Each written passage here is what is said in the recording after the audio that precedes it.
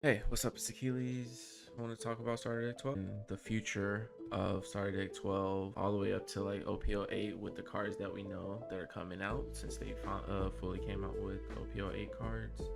But right now in front of you I have 3 builds that I just want to glance over, and then we'll talk about what kind of cards to upgrade them with. I guess I'll start with the film package Zoro deck. This one it goes more with the green deck, so I like to call it the Zoro Sanji deck. But just overall consistency with the film package, you're able to cheat out your cards, which you're gonna want to be able to cheat out a lot of cards because you also bouncing cards back to your hand to get your leader's ability. So if you can do the Luffy, Brook, and maybe Law, then the next turn you're able to swing with your blocker, either restand your blocker or you can use your Law to cheat out a 3-cost character, maybe Ezo to rest somebody for only 1 Don. There's a lot of different combinations that you can do with the film package. The ability to restand, you have different targets like your Luffy, you have Nami, which you can restand search twice. Use Luffy as well. Luffy, Brook, Luffy. This Luffy is able to attack twice. The first time he attacks he's 5,000, and then another time he attacks he's 6,000, and that's with 0 Don investment on him. If you're able to drop your Luffy on 7 Don turn and play your Roronoa Zoro 9 Don turn, they either have to focus everything on trying to either Don minus get him out of there, but then you still have a full board for them to have to deal with. Or even if you do, like, there's a whole bunch of different things you can do before your 7 Don turn, your 5 Don turn. You can play this Sanji K counter. Most of the time he'll be a 2K counter, but if you're going for game, you're like aggressive early. If you go second, you can do a combo where on your turn you play this Sanji and maybe a 2-cost. If you can't play a 2-cost, you'll just put 7 on him, make them lose 2 cards. Then on your 8 Don turn, you can play the Hody with this guy for 7, swing with Hody for 8, add a Don to him, swing for 6, and then you swing for another 7. So there's a lot of different combinations that you can do with this deck. And now we're looking at this the 7 Warlords build, and this one I would say probably has the most potential in upcoming format, because you can't play this one until OP-07. It gets like 1 card in OP-08. The deck is very consistent, and you're definitely able to flood the board with these 4 Don characters, especially with the Don Flamingo. And then you have really good targets to bounce back, like your Buckland. Too bad she doesn't have a counter. She would be really good if she did. But you also have a searcher, so you're able to search through your deck. You won't be able to get your Buckland, but you're able to get any of these cards, most likely a Gecko or a Jinbei, because those are your 2 main cards for cheating out cards or getting cards back from the grave. So if they do kill if you go Buckland, well, they kill your Weevil, you did get your draw card, and then you play your Gecko, you get your Weevil back again, and then you can play Buckland again, play Weevil, add another card. Definitely key players in the deck are going to be the Buckland, the Moria, and the Jinbei. This Weevil isn't too good. You are able to stack your deck up if you add a Don to him, and you're able to get exactly what you want from Don Flamingo, but that's a 3 Don investment, 1 on him, 2 there, but you get a free setup, you get the cards you like. And then even if you don't, like, if you set it up and you say cheat out this Mihawk, the 2-cost, you can bounce him back with the leader ability, and you'll have a free 2K in hand. So this deck definitely has a lot of good combos. I definitely put the pudding in there because these yellow decks are out of control with their hand size, especially yellow black, nails. And then other blue decks as well, because the other 7 Warlords decks, they'll be running the pudding, but the hand size is really been crazy lately, and pudding is the only thing really keeping it in check. But you also have your Law too, and that's why I'm not running too many, because I'm also having Law. But you definitely get this character cheated out for free. You can return them minus a card from their hand. So you have two good options for that. It has like that small control over hand size, but the main thing is flooding the board, and even after they wipe your board, you can still flood again. The main problem, I guess, with this deck would be getting into those later rounds. If they can fill the board up, there's no board removal, and you can add in board removal. Doing that, you do screw over your Don Flamingo because you could possibly brick, and that's 2 Don that you use to brick.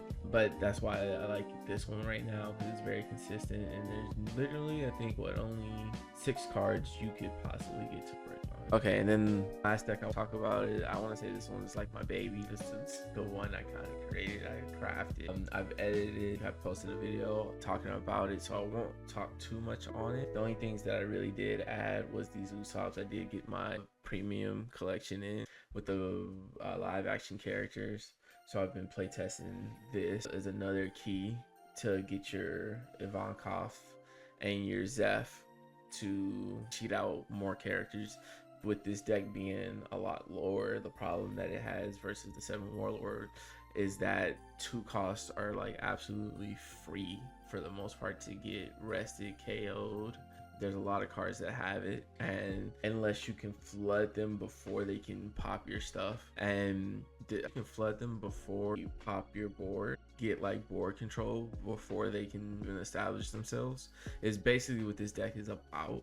If you can't do that, then you're gonna be in huge trouble.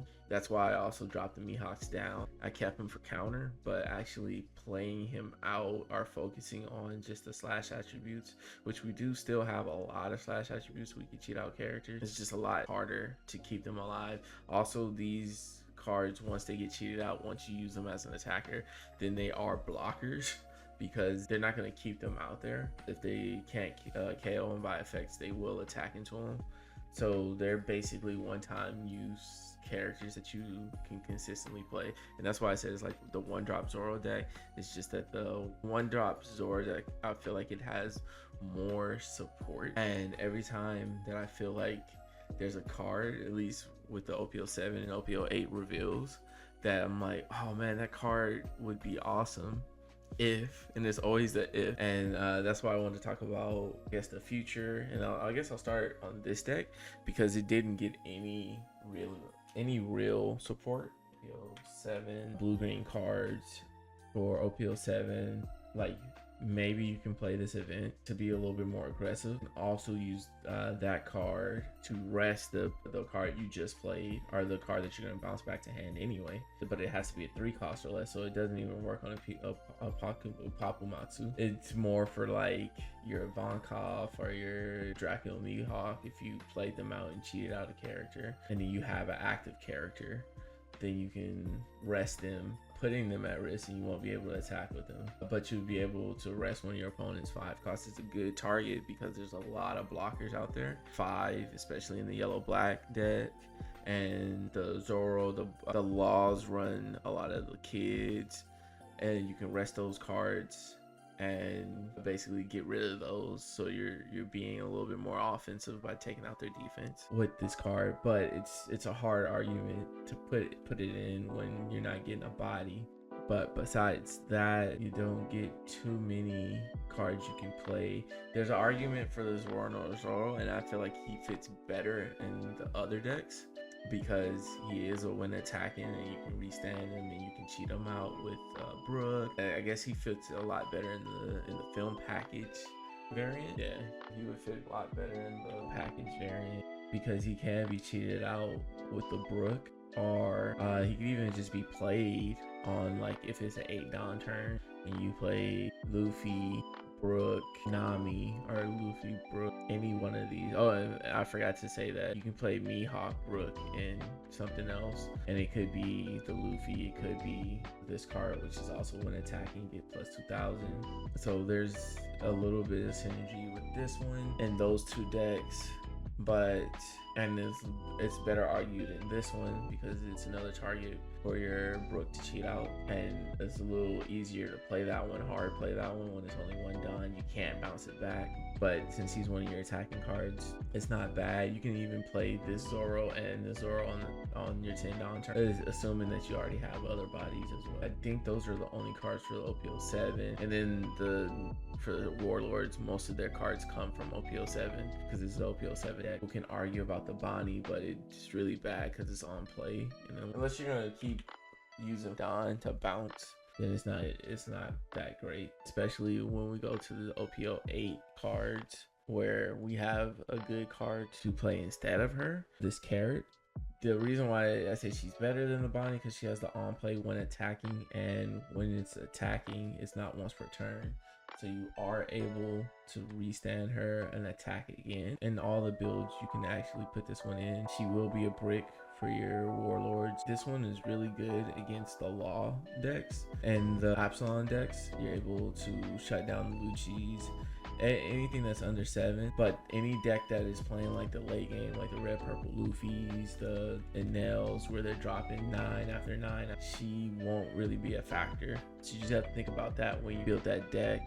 Also the OP-08, there was a lot of potential for the Minks, and I was really hyped about this because I was thinking, but they went and they made us like one cost searcher wouldn't have been bad, but they made it Wanda.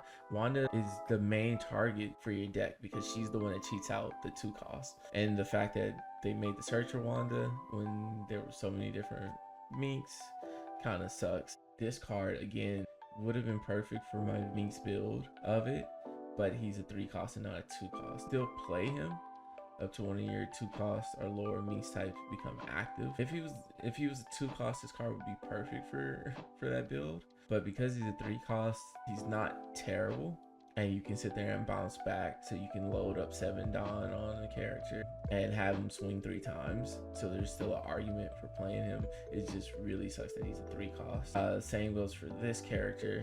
This character would have been good. She's a 2k counter, and she's still kind of good, like if you want to just replace your 2k counters. The only reason why I run the 2k counters that I do run in the deck is because they also can be attackers. If they get cheated out, there's 2-3 and they can be attackers, so you don't really have to bounce them back. Or if you're not gonna restand them, you can throw 2 down on them, get their effects. We'll get his effect. I don't think you get his effect because you're not a new fishman. And I put these both in there just because you can run 4 of this and you can run 4 of this, but if you don't have this because started at 2 is so hard to get, then you can definitely easily get the Zio. But yeah, you throw 2 down on him, bounce him back to hand, you got a 2k counter, and you can restand one of your other attackers. That's just the reason why you run him, and why this 2k counter, that in and throw this in, so you can have like searchable Minks. The only problem is it not being the 2k, and there's no other cards that like cheat out 3k characters, because then I would consider throwing those in. And there's another body that you could think about throwing in, but his effect isn't too great, but he's also not bad, just because the other Minks that we have are 2/3s as well, so he's a consideration for like either replacing or making it more consistent, or making more targets for Wanda to cheat out. So he could be, Joe Bunny could definitely be a target. But yeah, so he can add to our 2/3s, maybe drop the Law, or he's a 2/3 if we wanted to take out the Patties, the 2/4s, just to have something more consistent to have Carrot cheat out. But that's it for that deck in OP-08. The 7 Warlords OP-08, we actually get to go into blue and get this Weevil. This Weevil is good because we can probably take out one of these Morias and 2 of these Weevils and add 3 of those, because this one is a little bit better. If they have any Brulees or any like the Shigaroshi's, the ones that you the blocker that you can't KO, you can at least return it back to hand and not worry about any of those low cost blockers. And also the Shovel Knight from red purple Law, you can bounce that back to his hand. There's a lot of targets that this one could actually go, so I think I actually would bump this down to 4, or put 4 of these and bump the other one down to 2 or 1. And the build that I'm just now thinking of right now, instead of playing the boa, you could probably play the 3-cost non-flamingo to set up your life. Oh, set up 5 cards of your life instead of playing this, and then you could probably get rid of him completely. Those are my thoughts. This deck is definitely going to be the more consistent one. It's going to be the harder one to deal with as of right now, up to OP-08. That's what I believe. I can play around more with the film, test some more things out. But as far as it is right now, or it stands, this one, starter deck Warlords is definitely the more consistent one. I probably will have most of the cards in OP-07, so I probably will make this version of the deck. I'll probably just swap these out for the Don Flamingos, Dofis, just to get that more. That way I can just set up life, and then if I do play him, I can cheat out more, or I can plan out what I'm cheating out. I'll set up my Gecko Moria, set up my Jinbeis, my Brooklyn's, and even set up your Sengoku. But I'm gonna sit here and I'm gonna play test this. If there's any other decks you want me to, like, I guess, analyze or look more into or future proof, I think I'll be doing something like this later on. But